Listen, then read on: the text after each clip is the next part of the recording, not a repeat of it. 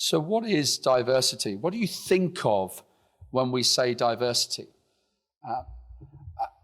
When I went through this first time, when I was looking into this a couple of years or so ago, typically we all resonate towards what is legal or publicized in the media. These are kind of the go-to ones that we look at. So racial, religious, age, gender, sexual orientation, and disability.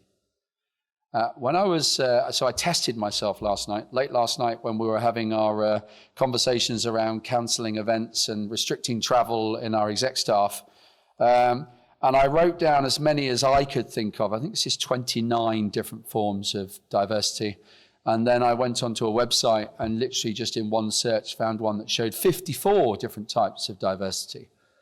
The first thought that came to my mind here is I hope, heaven forbid, that organizations look at these 54 or 29 forms of diversity and then just kind of claim it. Oh yeah, we've definitely got tons of people that meet all of these criteria.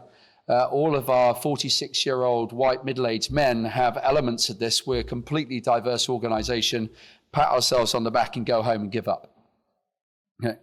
But when you look at these and you start to understand, how does this affect our perspective? How does this affect our decision-making capacity, our attitude to risk, our attitude to, or business acumen and what have you? A huge range of thinking ensues from this. So this has set the scene. The first 2 points I was making there was primarily to say, look, there's a great business case for this. Secondly is trying to give us some definition. And because I'm only given 2 hours and 46 minutes left, no, I'm joking, about 10 minutes left, I just wanted to pick on two. So one which is public, which is and very public to all of us. We had the gender pay gap laws and regulations and acts passed in 2014, which required organizations over 250 employees to actually publish their pay data. I was going to sing then. And unfortunately, that showed huge disparity. I'm going to give you an update on that from some empirical data, and then I'm going to pick another one around cognitive diversity, because that's very personal to me, and as I found out, a couple of other people in the room this evening. So what is the current state of gender equality in sales in particular? So this data comes from a company I used to work for, Exactly. So they do the sales commissions management application. And Chris would tell me off because I've just used a marketing kind of speak on that. They pay about 9.8 billion in commissions a quarter to tens of thousands of salespeople.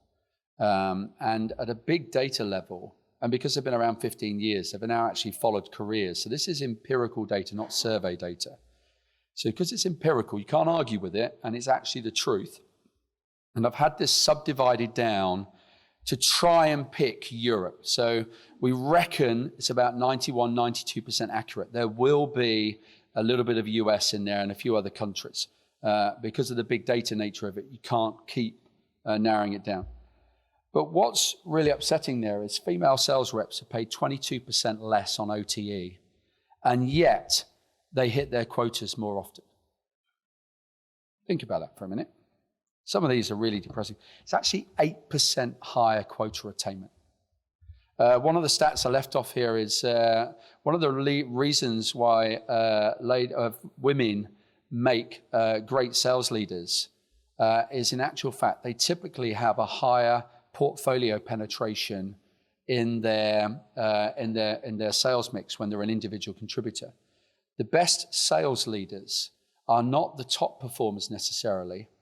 They are the people who are able to sell the broadest portfolio of products in your organization, because they help the people who kind of exploit the situation go and do that across more products and services. You might argue, well, this might be because of that so-called, women don't like to ask for a pay rise and men are a bit bolshier, and we do. However, straight out of university, it's £5,000 less. That's quite the gap to make up. And these are sales positions. This is people we're hiring. Teams led by women tend to have a higher win rate and quota attainment by 94 to 91%. 3% improvement. What's 3% of your revenue this year? Because that's what potentially you're missing out on if you've got an all-male-led sales leaders.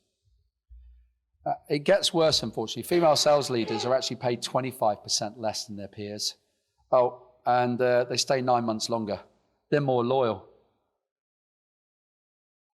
Pretty grave reading when you think about this.